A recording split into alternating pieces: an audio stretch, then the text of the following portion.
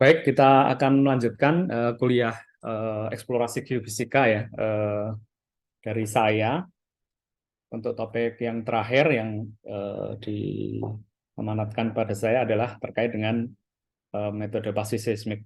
Ya, jadi ini memang menjadi salah satu metode yang menjadi kekuatan dari UGM ya, di mana salah satu terapannya adalah nanti bisa digunakan untuk eh, eksplorasi terutama energi oil and gas application di Indonesia. Ini materinya sebenarnya sudah eh, lama ya kami siapkan sebagai bagian dari Passive Seismic Workshop yang kita selenggarakan setelah pandemi ya Desember 2021 di Jogja ini dari teman-teman Pertamina yang menyelenggarakan. Jadi ini gambar di depan ini adalah gambar kegiatan pengukuran passive seismik di dasar laut ya di Delta Mahakam di Kalimantan Timur ya. Dan hasilnya alhamdulillah cukup menjanjikan ya. Jadi dengan metode ini kita bisa mendeteksi area yang kemungkinan memiliki potensi hidrokarbon yang cukup baik. Nah, untuk kuliah ini saya akan memberikan overview ya terkait dengan metode passive seismik ini. Jadi mohon nanti diperhatikan karena mungkin nanti detail ya terkait dengan metode ini Anda bisa explore lebih jauh ya. Jadi saya hanya akan memberikan trigger ya pada Anda untuk memberikan motivasi bahwa ini satu metode baru yang ke depan mungkin akan menjadi tren baru di dalam eksplorasi geofisika. Jadi outline dari kuliah saya ini nanti ada dua. Jadi yang pertama terkait dengan state of the art dari metode passive seismik ya. Kemudian yang kedua itu nanti terkait dengan progres dari metode passive seismik ini untuk utamanya digunakan untuk indikasi keberadaan hidrokarbon. Ya. Berbicara mengenai seismik, ya kita tidak bisa lepas dari yang namanya gelombang seismik. Ya. Berbicara tentang gelombang seismik, kita tidak bisa terlepas dari fenomena gelombang. Ya.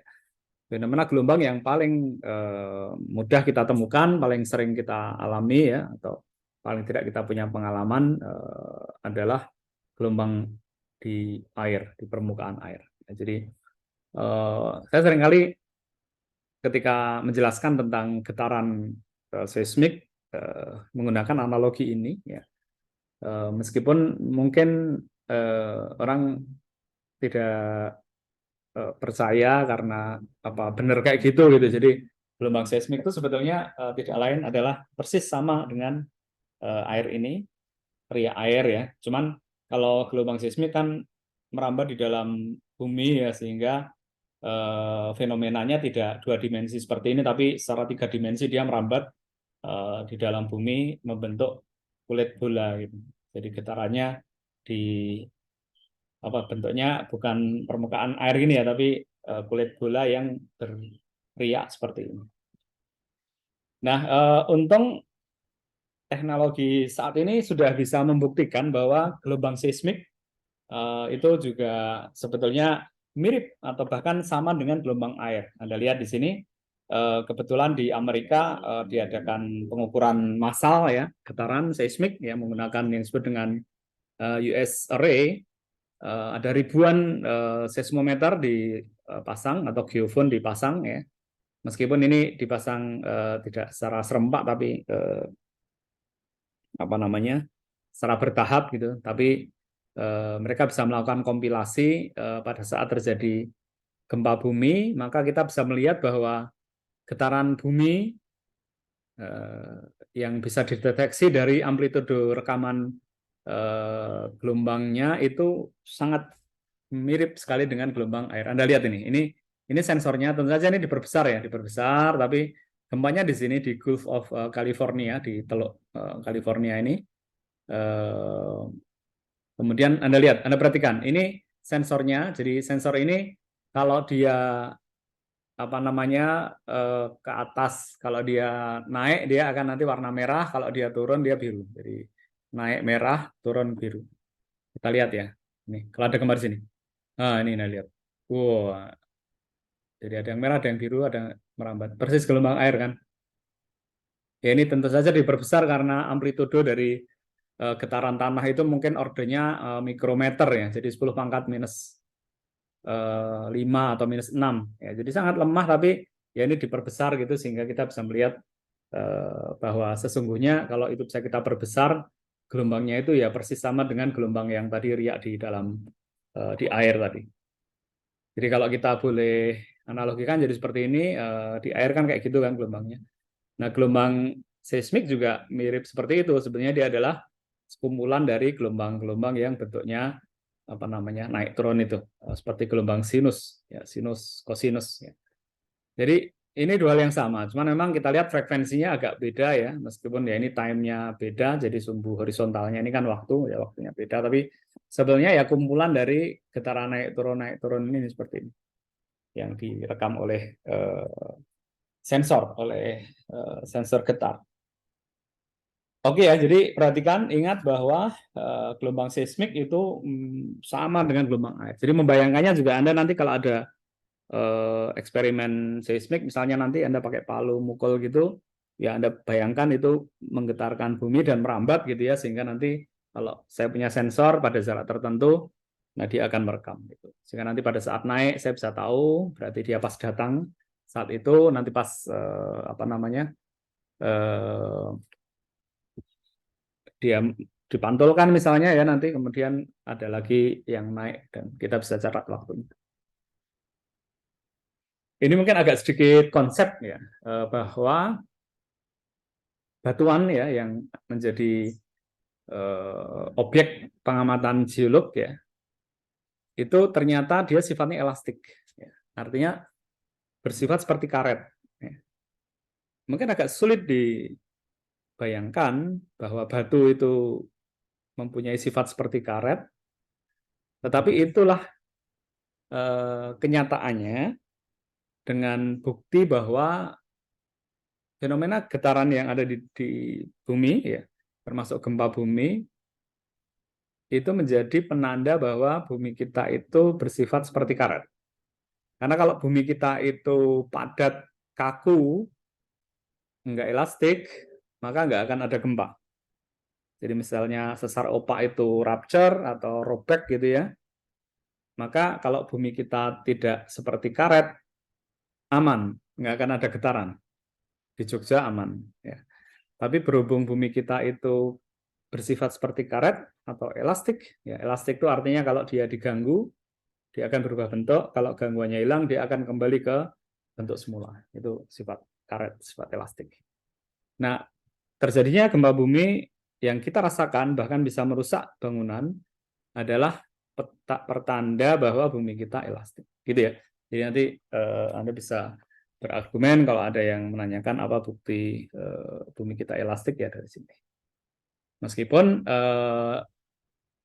nilai elastisitasnya itu cukup kecil ya, cukup kecil. Tadi kita berbicara order dari getaran yang terjadi kan sekitar 10 pangkat minus 5, 10 pangkat minus 6, bahkan bisa di order nanometer per detik ya.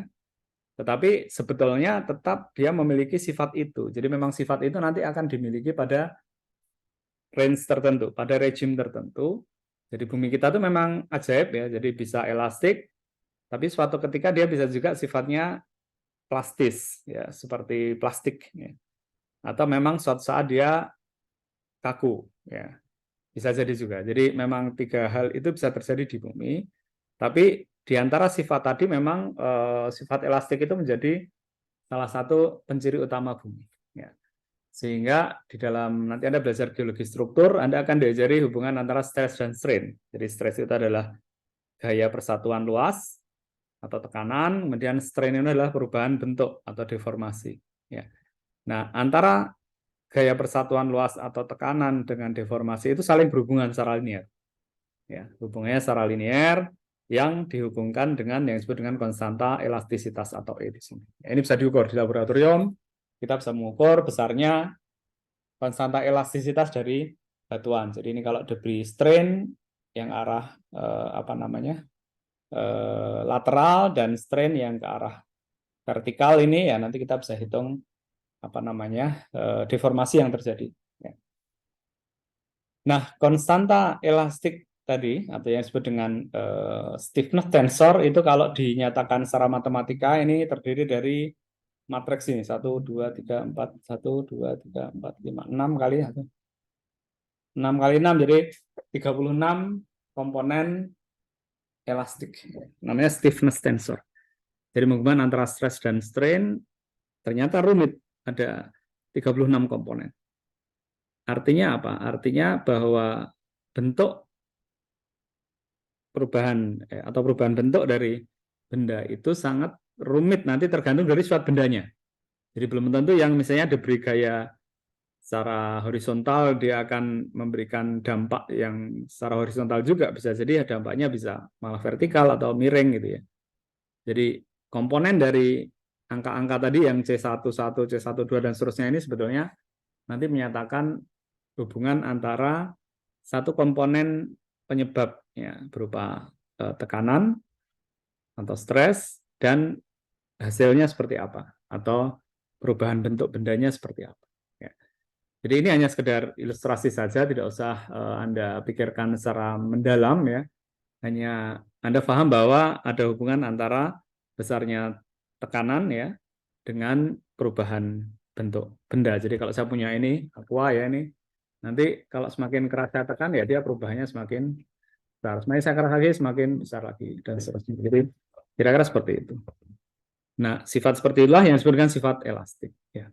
Kalau dia saya tekan dan nggak balik lagi, ya, maka sifatnya sudah tidak elastik lagi. Ya, dia bersifat plastis. Misalnya, ini saya punya apa namanya, punya termos ini ya. Ini kalau saya tekan, kalau saya cukup kuat ya, misalnya saya punya kekuatan dalam gitu, oh tak tekan, dia meleot gitu ya, meleot terus dia nggak akan kembali ke posisi semula. Berarti dia tidak elastik. Oke, nah derajat elastisitas dari material atau batuan itu sebetulnya nanti bisa diukur secara fisika dengan mendefinisikan yang disebut dengan modulus ya. Modulus ada beberapa jenis modulus, ada modulus Young. Jadi ini adalah rasio antara gaya stres ya yang ke arah ekstensional jadi yang ketarik dengan perubahan bentuk dari benda ya. Jadi mengukur besarnya gaya, kemudian kita bisa mengukur besarnya perubahan panjang. Misalnya. Nah, itu namanya yang modulus. Kemudian ada bulk modulus. Bulk modulus ini seperti hydrostatic pressure, jadi rasio hydrostatic pressure terhadap luasan atau perubahan volume ya yang terjadi. Jadi kalau itu ditekan, ya kemudian perubahan volumenya berapa itu nanti sebanding dengan yang disebut dengan modulus bulk. Kemudian ada Poisson ratio. Poisson ratio itu rasio antara lateral contraction on cylinder to longitudinal extension. Jadi ini kira-kira hubungan antara gaya dan perubahan bentuk benda yang itu dinyatakan kalau secara fisika dengan modulus elastisitas. Ada modulus Young, modulus bulk, dan koefisien atau rasio Poisson. Nah, di seismik parameter yang diukur adalah kecepatan medium, ya, kecepatan medium bumi. Nah, kecepatan medium bumi nanti sebetulnya tergantung dari jenis batuannya, ya, jenis batuannya seperti apa. Nah, kecepatan medium bumi itu ternyata dikendalikan oleh sifat elastik dari medium yang dikenal dengan lambda dan mu di sini, ya, lambda dan mu. Jadi mu adalah strain apa namanya modulus ya. Modulus geser atau shear modulus, shear modulus atau modulus geser. Kemudian lambda adalah bulk modulus ya, atau kappa tadi sebetulnya. Jadi kita lihat bahwa ternyata kecepatan gelombang itu sangat dipengaruhi oleh sifat elastik dari medium dan juga densitas dari medium. Ya, dibagi dengan rho di sini. Ya. Jadi kecepatan gelombang kalau kita kenal di geofisika nanti kita mengenal ada dua jenis gelombang seismik yang sifatnya kompresional atau disebut dengan P wave dan yang sifatnya apa namanya shear ya, yang disebut dengan S wave. Nah, P wave itu dinyatakan kecepatannya dengan akar dari lambda ditambah 2 mu dibagi rho, sementara shear velocity atau S wave atau beta ya di sini itu dinyatakan dalam akar mu dibagi rho. Ya. Jadi perhatikan untuk S wave itu dia pembilangnya adalah mu. Artinya kalau mu-nya 0, maka betanya sama dengan 0 atau kecepatan gelombang S-nya 0. Jadi mu adalah shear modulus. Jadi misalnya air itu shear modulusnya 0 atau mu-nya sama dengan 0, berarti betanya akan sama dengan 0. Jadi gelombang es tidak bisa merambat melalui air atau melalui fluida karena kecepatannya sama dengan 0. Jadi kira-kira seperti itu. Jadi sekali lagi kesimpulannya adalah setiap kecepatan gelombang itu nanti dia sangat dipengaruhi atau dikontrol oleh sifat elastik medium dan densitasnya. Ya. Jadi kalau ada pertanyaan apa yang mempengaruhi kecepatan dari medium bumi, ya, Anda bisa menjawab bahwa dipengaruhi oleh sifat elastik medium dan kecepatannya. Berarti kan yang animasi ini ya, ini merambat seolah-olah kan dengan kecepatan tertentu. Nah, ini kecepatan inilah yang dimaksud ya, yang dia berhubungan dengan sifat elastik dan densitasnya. Nah, dengan memahami hubungan antara perubahan bentuk benda ya atau deformasi dengan sifat elastik benda, maka orang sebenarnya bisa memodelkan seperti apa gerakan tanah ya pada saat ada sumber gempa. Ya. Alias orang nanti bisa memodelkan getaran seismik atau gelombang seismik. Ya. Kita lihat di antara yang melakukan ini ada Simon Stehler. Kalau ada gempa di sini saya bisa memodelkan nih. Ini yang biru gelombang P, yang merah gelombang S. Sehingga saya bisa menghasilkan ini seismogram ini. Seismogram ini nanti ini gelombang surface ya, gelombang permukaan dia merambat di sini.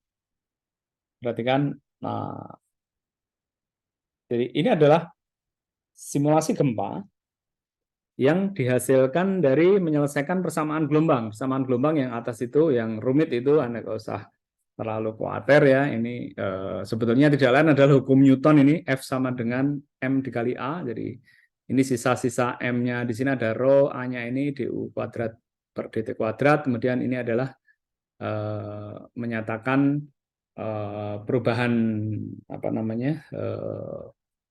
perubahan bentuk dari benda.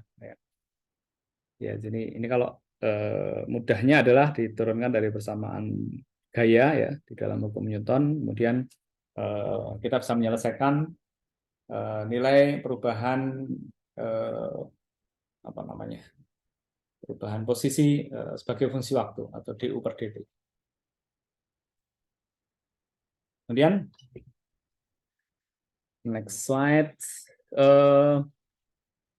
Ternyata tidak hanya dari gempa saja ya, gelombang seismik itu sebenarnya bisa di-generate dari banyak ya sumber ya, diantaranya adalah di sini ada paper ya di Nature ya, di jurnal yang cukup keren ya. Ternyata misalnya ada badai atau typhoon ini ya, itu kita bisa merekam getarannya juga. Jadi sebenarnya dari getaran yang kita rekam ya, itu sebenarnya kita bisa tahu sumbernya apa. Jadi kalau Anda bisa mendalami seismic method, maka Anda bisa akan dilatih untuk membedakan bentuk-bentuk dari rekaman getarannya itu berdasarkan sumbernya apa. Karena setiap sumber dia akan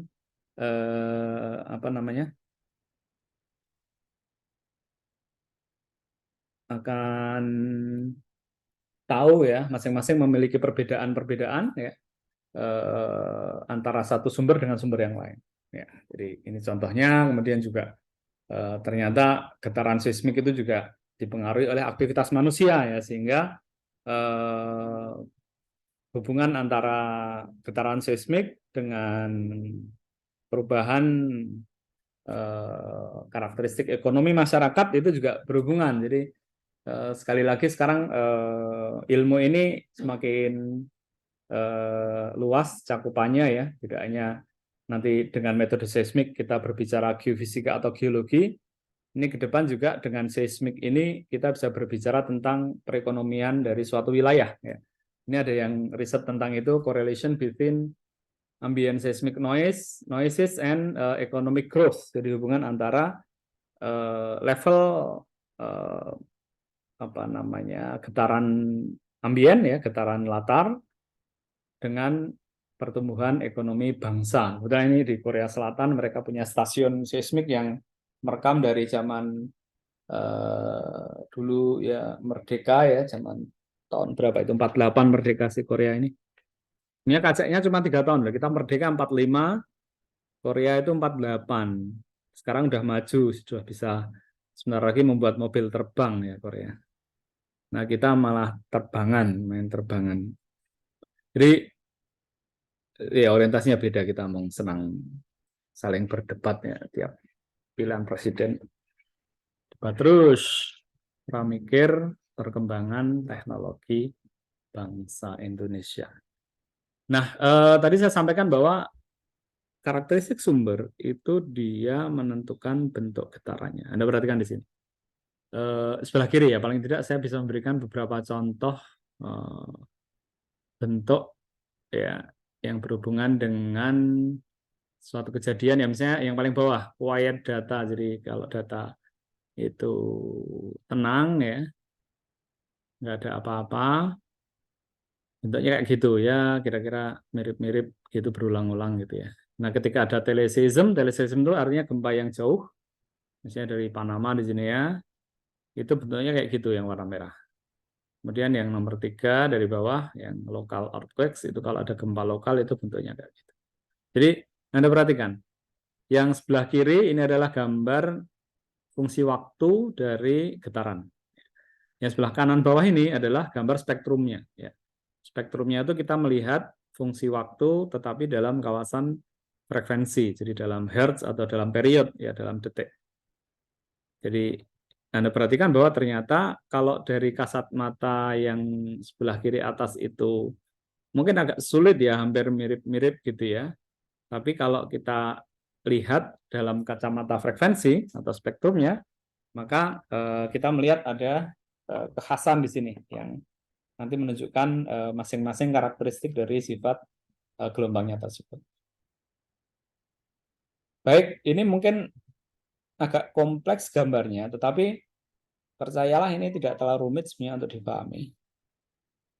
Jadi ini adalah gambar spektrum dari gelombang seismic noise, ya, gelombang seismic noise atau gelombang yang apa namanya,